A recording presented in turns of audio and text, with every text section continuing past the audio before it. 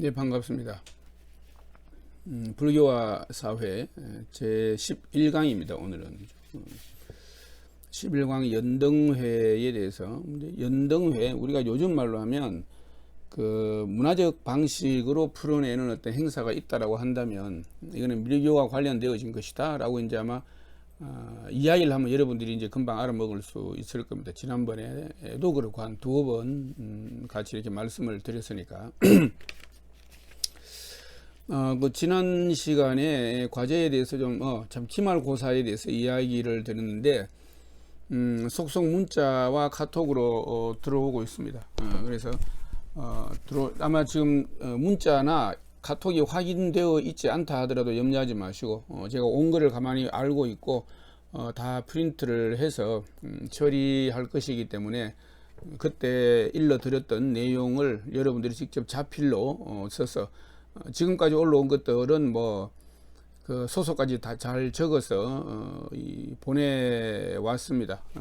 별 문제 없이 이번 학기 마무리가 될 수 있을 것 같고, 혹연 주위에 하긴 이번에는 코로나 때문에 학기 초부터 그랬으니까 여러분들이 친구 누구 두루두루 연락하기는 좀 어렵겠습니다만은 그래도 연락이 닿는 친구들이 있다라고 한다면은 연락해서 그 과제를 놓치지 않고 이번 학기를 무사히 잘 패스해서 어려운 가운데에도 여러분들이 뜻을 둔 학업을 성취해 나갈 수 있도록 같이 두루두루 도와 주십사 하는 이야기를 드립니다.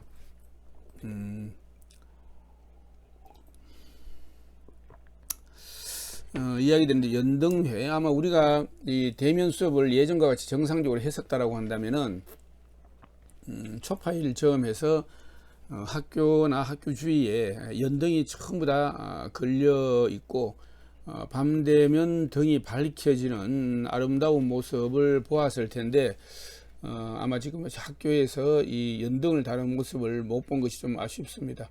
그러니까 아마 혹시 주위에 살고 있는 동네나 가까운 사찰과 인근에 있다라고 한다면 초파 일대에 연등을 들고 켜고 했던 것을 아마 알 수 있을 겁니다. 연등회라고 하는 것은 그냥 광명지회, 그러니까 광명의 바다, 바다라고 하는 것은 물리적 바다라고 하기보다는 깊고 넓기가 끝이 없다라는 이야기가 되겠죠. 그래서 이 연등회는 광명지회에 들어가서 연등을 보는 것, 그러니까는 볼간자를 써서 간등이라고도 하고 또는 볼관자를 써서 관등이라고도 그렇게 하죠. 근데 여기에서 본다라고 하는 것은 나 자신을 확인을 하고 그간 무명에 덮여 있고 이 욕심내고 화내고 어리석어서 질렀던 많은 그 업들 이런 것들을 내가 지혜로 밝힌다라고 하는 의미와 동시적인 말이죠. 관등이다, 간등이다 하는 이 말들을. 근데 이제 과거에서부터 이렇게 밤새도록 이렇게 등을 보고 등을 켜고 구경하는 사람들로 울타리를 이루었다라고 하는 그런 우리 고려사의 기록도 있습니다만은 이 연등회가 오늘날에는 어떻게 되어졌느냐 하면은 제등행렬로 이렇게 변형이 된 거죠. 지금 현재는 대한민국 중요 무형문화재 제 122호로 1912년도에 지정이 되었습니다. 근데 지금 이거 제등행렬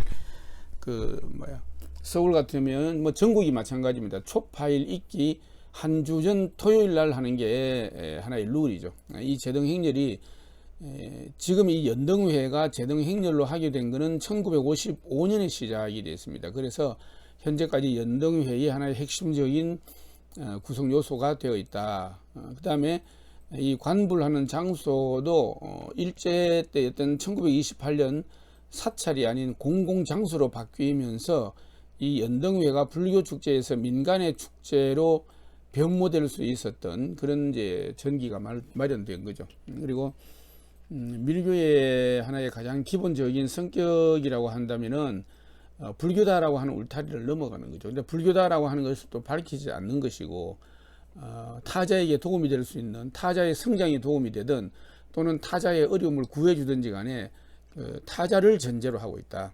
절대적으로. 그러니까는 부처님이 이렇게 여러분들에게 복을 주시고 부처님이 여러분들을 뭐 이런 차원이 아니다라고 하는 거죠. 여러분 안에 갖추어져 있는 그 모든 것들을 일깨워주는 하나의 방법으로서의 수행 텍스트 이제 이런 것들이 같이 온다.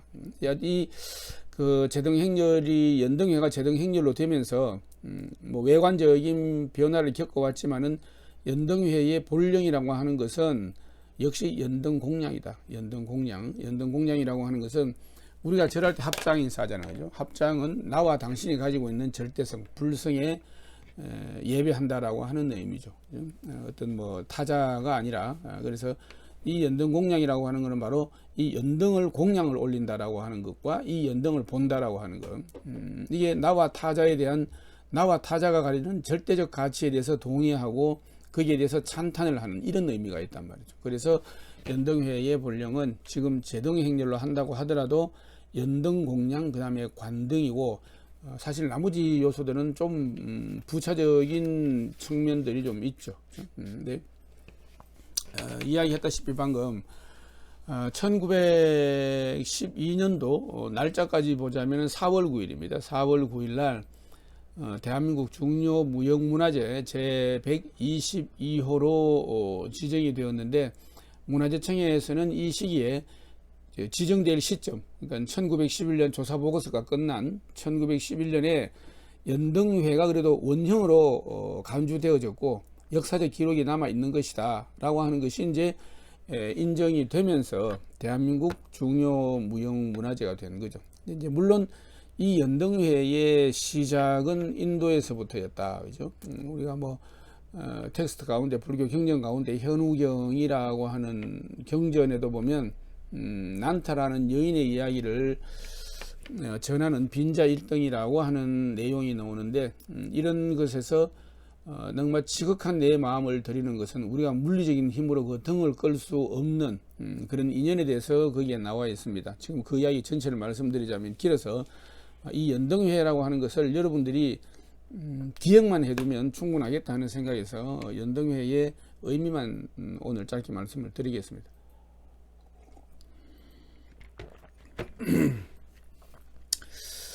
이 기원은 인도에서 시작이 되었지만 우리나라 같은 경우는 통일신라 때, 그 다음에 고려 때, 고려는 뭐 특히 국행으로 봉행이 됐죠. 국행이라고 하는 것은 예산이라든지 주관처가 국가에서 했다는 거예요. 이 연등회를 위한 예산도 국가에서 세웠고 국가에서 지출했고 그 다음에 이 행사의 기획도 국가에서 했을 때 우리가 국행이라고 이렇게 이야기를 합니다. 이제 조선시대 초기에는 재정적 지원은 국가에서 하면서도 사찰단이 민간에서 이제 이루어지고 그러다가 오늘날에는 이 제등행렬 연등회가 한국을 알리는 책자들에 보면 외국에 초파일점해서 이 소개가 되어 있습니다. 이때는 이제 거의 올해 코로나 때문에 올해 같은 경우는 예외입니다만은 그 이전 같은 경우는 30만 명이 관람하는 국제적인 행사였죠. 그죠? 그래서 연등이라고 하는 것은 등불을 밝힌다. 내가 등불을 켠다라고 하는 것은 무명을 깨치고 붓다의 공덕을 찬탄하고 그와 같은 가르침으로 살겠다라고 하는 귀의하는 이제 이런 의미가 담겨져 있단 말이죠. 그래서 우리 민족적 하나의 축제 의례. 자, 다음 시간에는 이 의례에 대해서 좀 이야기를 드리겠습니다만은 오늘은 일단 연등회라고 하는 우리나라 중요 무형문화재로 하나에 지정된 그 다음에 우리의 역사 안에서 한 해도 빠지지 않고 이어져 내려왔던 이 연등회에 대해서 그래서 이 민족적 축제고 그 다음에 신분을 넘어서고 계층을 넘어서서 사회 안정에 기여를 했던 그 행사가 바로 이 연등회였다. 그래서 이 연등의 역사를 보면 크게 그냥 1기, 2기, 3기 이렇게 편의상 나누죠.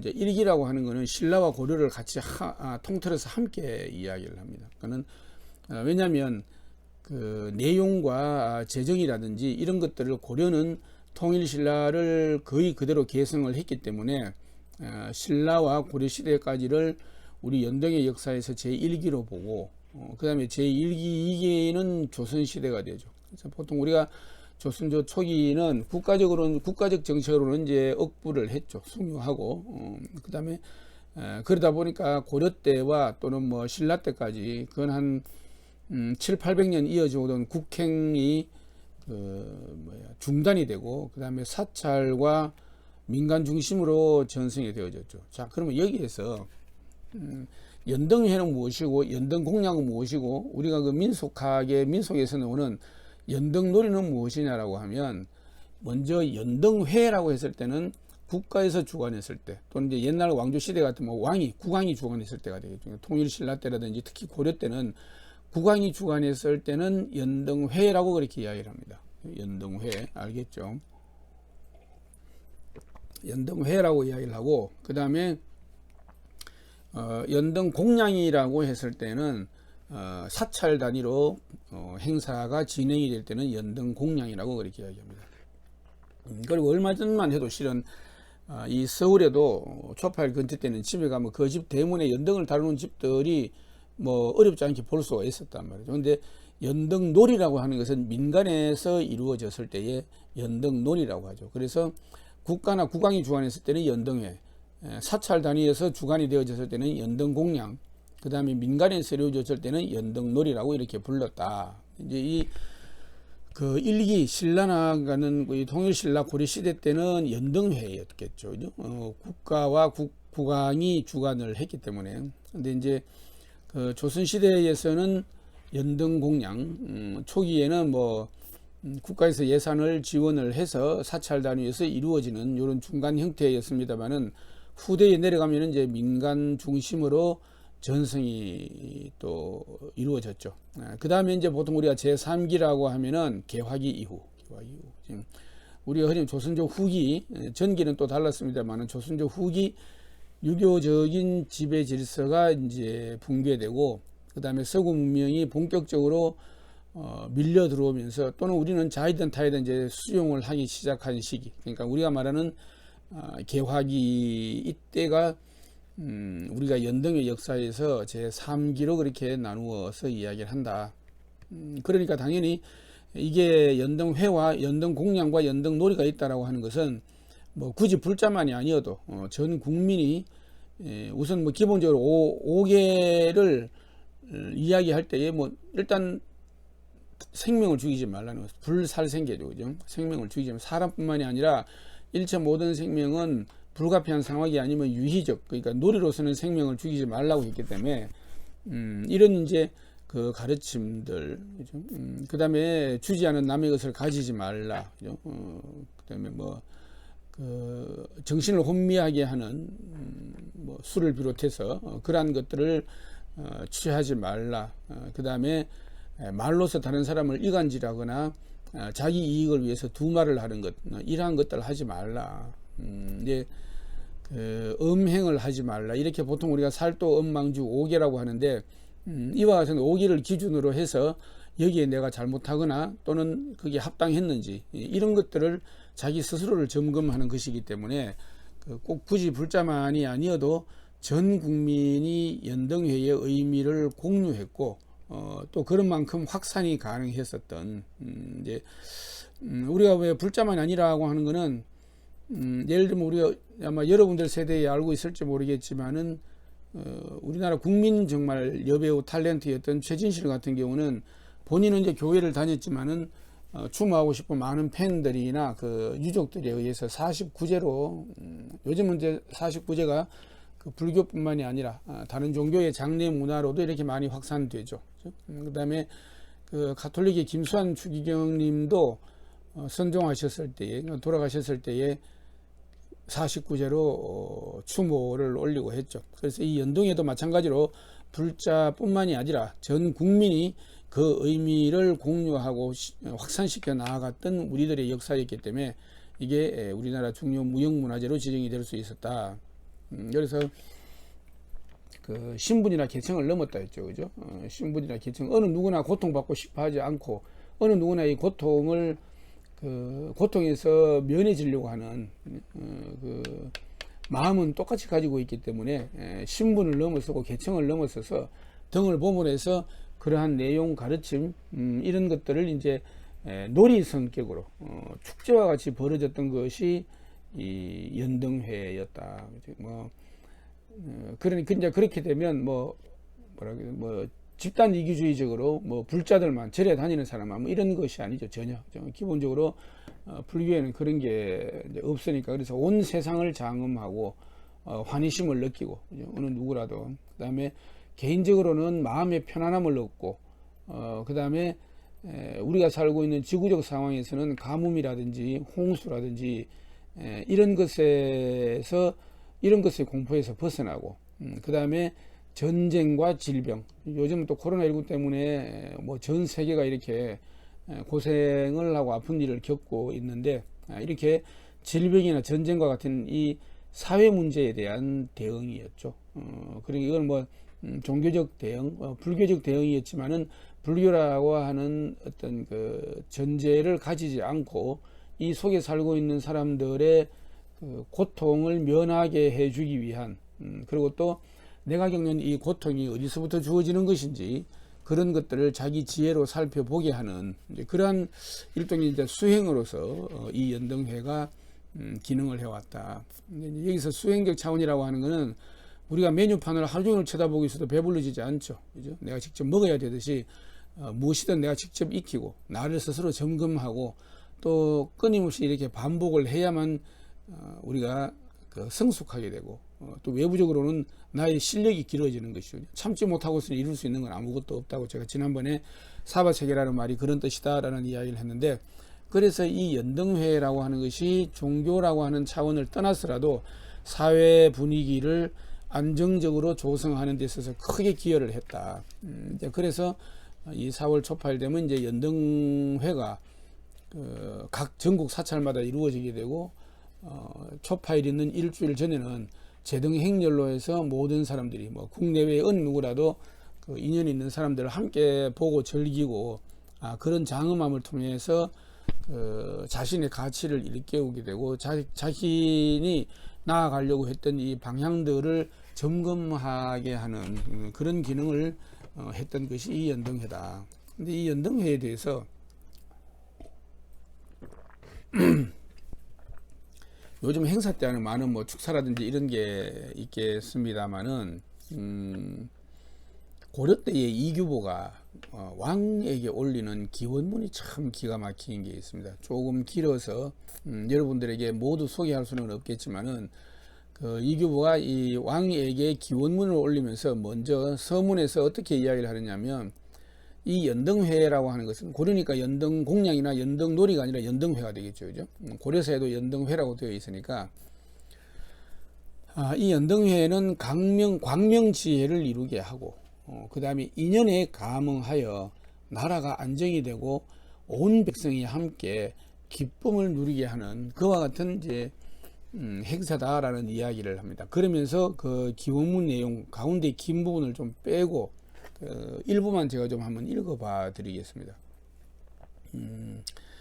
부처님께서 이 세상에 나와 널리 만물을 이롭게 하는 법문을 열었고, 천축은 인도를 이야기하죠. 인도에서 성을 돌며 연등하는 청정한 법석이 처음 시작되었나이다 라고 하면서 이제 이 연등의 기원을 쭉 이야기합니다. 그래서 그 사이에 많은 내용들, 이야기들이 그 기원의 내용으로 들어가고, 그 다음에 마지막 부분에 이규보가 뭐라고 하느냐면, 엎드려 바라옵건대 상스러운 조짐이 곳곳에 이르고 수명과 복이 더욱 길어서 나라의 앞날이 길이 평안하고 솥산발이 솥발에 선 듯이 이 나라가 안정이 되고 온 백성과 함께 경사를 누려서 마치 누대라고 하는 높은 건물이에요. 높은 건물. 지금 뭐 롯데 123층 건물과 같이 높은 건물, 높은 곳에 올라와서 아래를 내려다보는 그 시원한 그 시각과 같이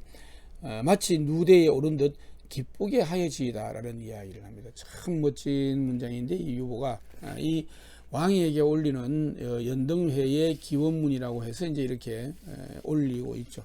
이제 이러한 까닭에 이 연등회는 불교라고 하는 어떤 종교적인 어떤 카테고리 안에서 이루어졌던 행사가 아니라 불교 바깥으로 나가서 오히려 불이라는 단어도 넣지 않으면서 모든 사람들에게 살생도 금하게 하고 이 나쁜 거를 5가지를 하지 않게 하고 그 다음에 이제 자기 자신을 정갈하게 몸과 마음을 깨끗하게 해서 나 자신을 최상의 상태로 유지하면서 스스로도 기쁘고 다른 사람도 즐겁게 해주는, 기쁘게 해주는, 여기서 즐겁다 기쁘다라고 하는 것은 당연히 감각적 기쁨이나 즐거움을 이야기하는 것이 아니고 참다운 즐거움, 참다운 기쁨, 어떤 깨달음의 기쁨, 이런 것을 이야기하는 것이겠죠. 그죠?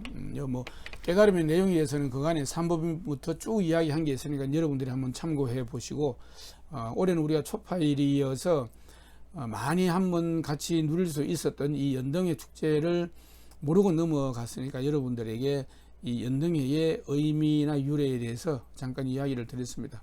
그리고 마치면서 다시 한번 서두에 여러분들에게 아까 이야기한 것과 같이 기말고사, 뭐 여러분들이 수록